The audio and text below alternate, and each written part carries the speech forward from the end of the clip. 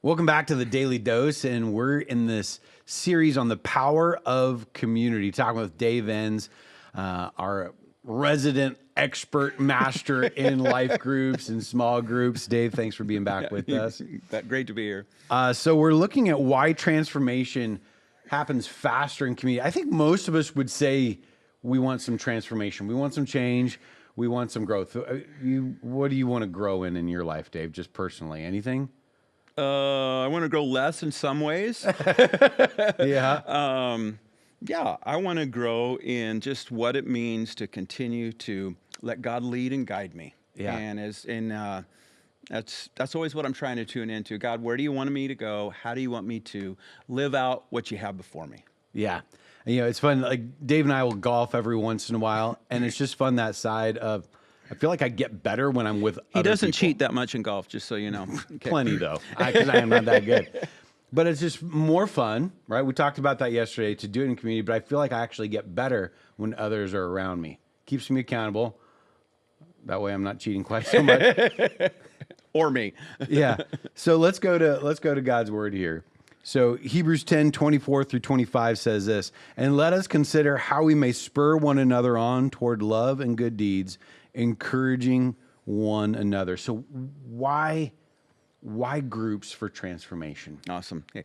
Well, the key part in that verse is don't forsake meeting together as some are doing, but gather together so you can be encouraged. And so often, again, we think, oh, the weekend, that's where I'm getting encouraged. And so you hear God's word taught, you just another like, hey, I would love to remember that. Oh, that's a good point. And then off you go that next week. And you forget about it, right? We all do. We all forget about it. And what happens is we're not able to really process. One of the things that we talk about, is why we even do the sermon-based thing, is most people don't need to hear another do another Bible study. They need to figure out how the one they just heard applies to the life. Yeah. And that's why it's so important. Everybody's like, I'm like, hey, how many of you think you should read the Bible more? Everybody raises their hands. Everybody does.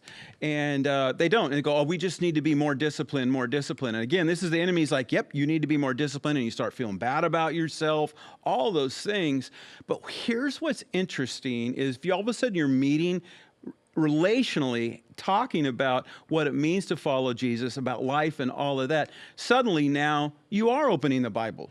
You go, Yeah. hey, what did Larry, Chris, or one of the teaching pastors mean by that? Or, hey, I'm dealing with this. What does that mean in my relationship with God?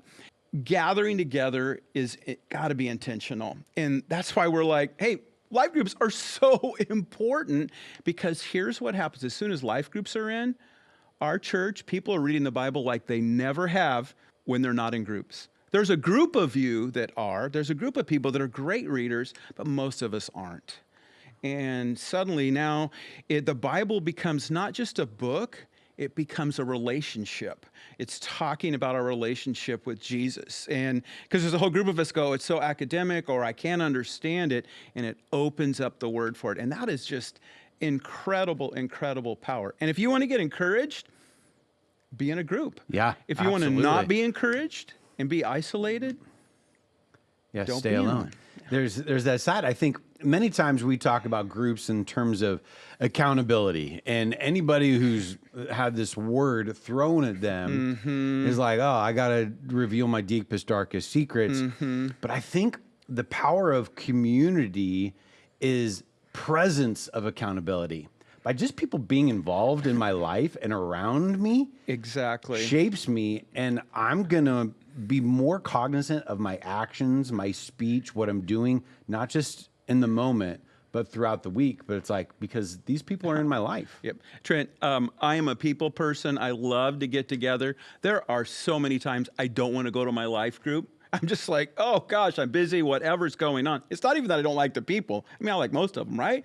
And so I've never gone to life group and been disappointed that I was there. God shows up if you are relating and listening to each other. Yeah. And allowing each other, not forcing everybody to be at one point, but allowing people to be where they're at in life, in what's going on. And it's the way you get encouraged and connected. We're designed for it. Yeah, and I just encourage people, obviously around North Coast, life groups is our programmed way that we develop community. Yes. But really, the importance is getting into community, whether it's 2, 3, 4, maybe it's 12 or so, like in a small group. But is there people in your life that you're regularly meeting with, just to be able to do some life with, to be able to ask, to be able to check in. How are you doing? How are things going? And that regular presence creates the vulnerability. 100%. It doesn't happen in week 1, week 2, week 3. Yep. No. It happens over time. It takes time. It takes time. So I want to encourage you, if you want to be able to see some transformation in your life, then get into community. I love, one of our life group training seminars, we talked about CrossFit being the #1 growing, fastest growing fitness element in the United States. You say, well, is it just a trend? No, it's because people saw greater transformation in their life because they were in community. CrossFit is based around community. So one way or another, we would love to be able to see it in our spiritual transformation life. That's what we do around church. But whatever transformation you're looking for, I want to encourage you, get into community.